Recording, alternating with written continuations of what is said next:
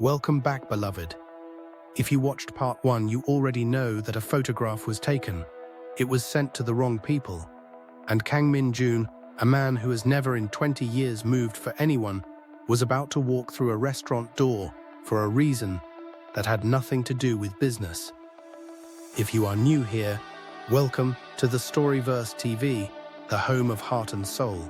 Subscribe right now and turn on your notifications so you never miss a single episode. He did not call ahead. Kang Min-joon did not call ahead because calling ahead would have given her the option to say no. And he was not yet ready to examine too closely why that possibility troubled him. He told Sung-ho to wait in the car. That alone made Sung-ho's expression do something complicated. In 11 years, he had never been told to wait in the car. He walked into Moyo's kitchen at 9:45 on a Friday night. The restaurant was still half full. The smell of her kitchen, ground nuts and ginger, and something deeply Korean underneath, hit him the moment the door opened. Ji-soo saw him first. No advance team, no Sung-ho at his shoulder. Just a man in a dark coat walking alone through the door. He stopped her with a single quiet word. Rudo. Not, is she available? Not, I would like to speak with the owner. Just her name, said like it was the only word in the sentence that mattered. And beloved, in that single word, Ji-soo understood something she would think about for a long time afterward. This man did not come to the restaurant tonight. He came to Rudo. There is a difference, and the difference was written all over the face of the most feared man in Seoul. Rudo was in the back when Ji-soo appeared. Unnie. He is here. Rudo looked up. She did not need to ask who.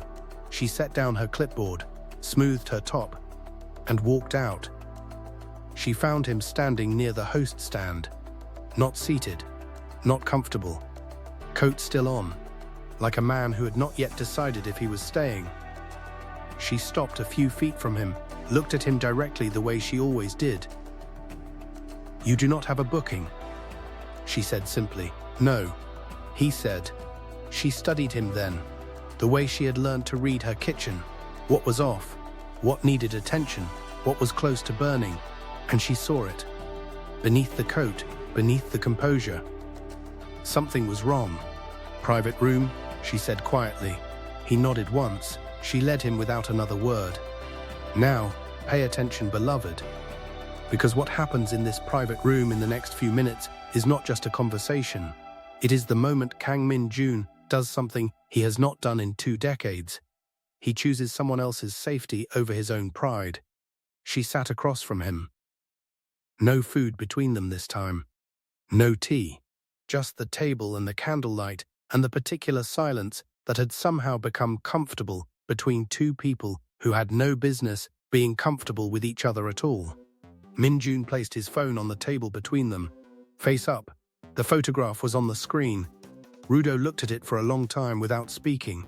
She recognized the Wednesday night immediately. She recognized herself. She recognized him. Then, she read the caption beneath it. The chairman has a weakness. Her name is Rudo Moyo. She looked up at him. How many people have seen this? She asked. Her voice was steady. Not cracked, not shaking, just steady. And that steadiness, beloved, that single unshaking question instead of tears or panic, was the thing that cracked something open inside Kang Min-joon that all the photographs and all the threats and all his mother's words had not managed to touch. 3 of our allied families, he said. And my mother, are they a threat to me directly? He held her gaze. Potentially. Yes. Rudo looked at the photograph on the table between them. And then she looked back at him. And she asked him something he did not expect. Why did you come to tell me yourself? He could have sent Sung-ho. He could have had a lawyer deliver a formal warning. He came himself, alone, and sat across from her at 9:45 on a Friday night to tell her the truth.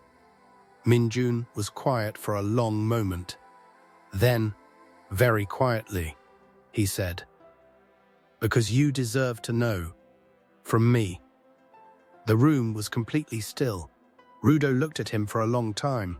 and something shifted behind her eyes, not softening exactly, more like recognition. The recognition of something real in a world that had very little of it. "Beloved, drop everything and comment right now," he came to tell her himself. "Is this the moment you started believing in Kang Min-joon? And if you are not subscribed yet, subscribe to TheStoryVerse TV right now." Beloved, we left off with Kang Min-joon sitting across from Rudo Moyo in a private dining room, having just told her she deserved to hear the truth from him personally. Now, most women in that situation would have one of two reactions: fear or gratitude. Rudo Moyo had neither. The candle between them flickered. Min-joon had come with a plan. Precise, logical, efficient. He would arrange private security for the restaurant. She would not even need to do anything. He would simply handle it, the way he handled everything. And then Rudo Moyo looked at him across that table and said something that collapsed the entire plan in one sentence. "I appreciate you telling me," she said quietly, "but I do not need your protection." Min-joon went very still. She continued, calmly, without heat. "I have built this restaurant for 10 years. I have navigated this city as a foreign woman with no connections and no family name. I am not without resources, and I am not without sense. If there is a threat, I will manage it. The way I manage everything in my life. On my own terms." Stop right there, beloved. She just turned down the protection of the most powerful man in Seoul. Not out of stubbornness, not out of foolishness, but because Rudo Moyo had spent 10 years building a life that belonged entirely to herself. Min-joon looked at her for a long time, and something moved across his face that was almost the beginning of a smile. "You are the most stubborn woman I have ever met," he said. It was not an insult. She heard that clearly. She tilted her head slightly.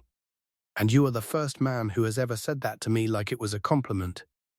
The room breathed differently after that. Quieter, warmer. Then he said, "Allow me one thing. Let me handle the source, the person who took this. That is not about protecting you. That is about accountability within my own house." Rudo considered him. 1 moment. 2. Then she nodded once. "That part," she said carefully, "is yours to handle." He picked up the phone, put it in his coat pocket, and for the first time since he had walked through the door that night, Kang Min-joon exhaled. Beloved, she negotiated with him. She set the boundary clearly. She gave him exactly one thing and held everything else. Drop a comment and tell me. And smash that like button right now. Now, while all of that was happening in a quiet private dining room in Gangnam, across Seoul, 3 of the most powerful allied families in Min-joon's network were having a very different kind of conversation. And Lim Jae-won was sitting at that table, smiling the careful smile of a man who believes he has already won. The meeting was set for Saturday morning. A private venue in Mapo, neutral ground by tradition. The heads of 3 families were present. Lim Jae-won was already seated when Min-joon arrived. Front row. As requested, he had dressed carefully. He believed he was ready, and then Kang Min-joon walked into the room. "Beloved, I need you to understand something about the way a truly powerful person enters a room when they are being underestimated. They do not walk in loudly. They simply arrive, and the temperature of the room changes. Every head turned, every calculation quietly restarted. Because the man standing in front of them did not look distracted. He looked like a man who had already finished a chess game that everyone else thought was still being set up. He took his seat at the head of the table. He looked at each family head once, unhurried, direct. Then he looked at Lim Jae-won, and he almost smiled. "Gentlemen," he began, "I appreciate your time. I will not waste it." He placed 3 documents on the table, one in front of each family head, a record of every communication Lim Jae-won has had with each of your organizations over the past 4 months. The dates, the content, and the specific concerns he raised about my leadership. The room went very quiet. That is not ambition, he said. That is sabotage. And this network has never tolerated sabotage. He looked at Lim Jae-won one final time. You are no longer part of this organization. The details of your exit have already been arranged. You may leave now. The room was completely silent. Lim Jae-won stood. His chair scraped back against the floor, the only loud thing in a room full of held breath. And he left. Nobody stopped him. Nobody needed to. And beloved, after Lim Jae-won walked out, the head of the oldest family looked at the documents. Then he looked at Min-joon. And he said, "We never doubted you, Chairman. We were simply waiting to see how you would handle it." Min-joon nodded once and said nothing, because the chairman never explains himself twice. Beloved, that is the confrontation. Lim Jae-won is gone. The families are back in line. But none of that is what this story is actually about. The real question is still sitting in a restaurant in Gangnam. Subscribe to TheStoryVerse TV right now. Beloved, the traitor is gone. The families are handled. And Kang Min-joon, for the first time in 20 years, has nothing left to manage except the one thing he has been refusing to look at directly. Himself. He came back on a Sunday. Not a Thursday. Not a Friday emergency. A Sunday afternoon when the restaurant was closed and Rudo was doing her weekly deep clean with flour on her apron from the bread she had been testing for the new menu. Jisoo called back to warn her the moment she saw the black car pull up outside. Rudo came to the front door with a cloth still in her hand. She opened the door. He was standing on the pavement. Sunday afternoon Seoul moved around him, couples walking, street vendors, the ordinary noise of a city at rest. He looked slightly out of place in it, like a man who had forgotten how to exist outside of controlled environments. She leaned on the door frame. "We are closed," she said. "I know," he said. She looked at him. He looked back. She stepped aside and opened the door wider. He walked in. And beloved, that moment right there, Rudo stepping aside and opening the door wider on a Sunday when she had flour on her apron, that was not a small thing. That was a woman making a choice. Quietly. On her own terms. The way she did everything. She did not take him to the private room this time. She took him to the main dining room, pulled out 2 chairs at a window table, and sat down across from him the way old friends sit. Without ceremony, she poured him tea from the pot she had been drinking herself. He looked at the mismatched mug in front of him, hand-painted, clearly African in design, and something about it made the corner of his mouth move. "The traitor," she said simply. "Is he handled?" "Yes," Min-joon said. "And the families?" "Handled." She nodded, looked out the window at the Sunday street. Then she looked back at him. "So why are you here?" she asked. Not unkindly, just directly. The way she always asked everything. He was quiet for a long moment. Then he said, "I wanted to make sure you were all right." She tilted her head. "You did not need to come in person for that." "No," he agreed. "I did not. This is it, beloved. 20 years of control and distance. And it all comes down to a Sunday afternoon in a closed restaurant with a mismatched mug of tea. Pay attention, because what he says next, he has never said to another living person. "I come here," he said slowly, "because it is the only place in this city where I am not the chairman." He looked up at her. "You have never once treated me like a position. You have never wanted anything from me. You have never been afraid of me or performed for me." He paused. "Do you understand how rare that is? In my world, how completely rare that is." Rudo was very still, listening the way she listened to everything, fully, without interrupting. "I have been the chairman since I was 22 years old. For 20 years I have not had a single conversation that was not about power, about what someone wanted from me or what I needed from them." He looked at his hands on the table. "Until I sat in your private dining room on a Wednesday night with a bowl of food I did not ask for and a silence I did not have to fill. You are the first person in 20 years who has made me feel like a person, not a position, not a name, not a problem to be managed." He looked at her directly. "A person. And beloved, I need you to understand the weight of what she asked next." This was not a romantic question. This was the question of a woman who had spent 10 years building something real. She needed to know one specific thing. She leaned forward slightly.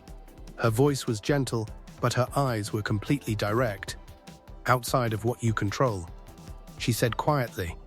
"Outside of the organization and the power and everything you have spent 20 years building, who are you?"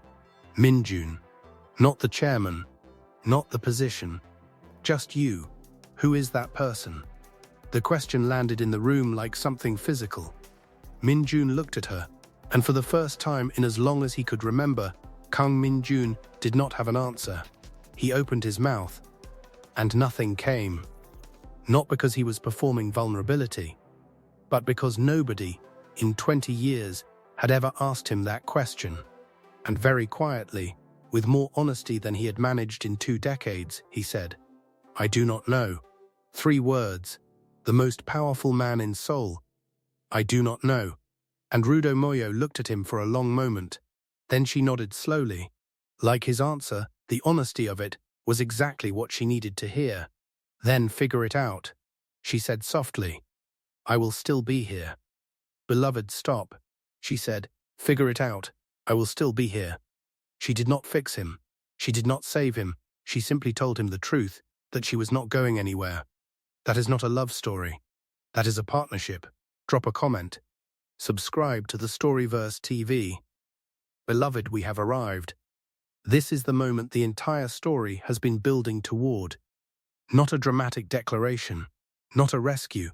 Just 2 people who came from completely different worlds, deciding what they actually want to do about each other.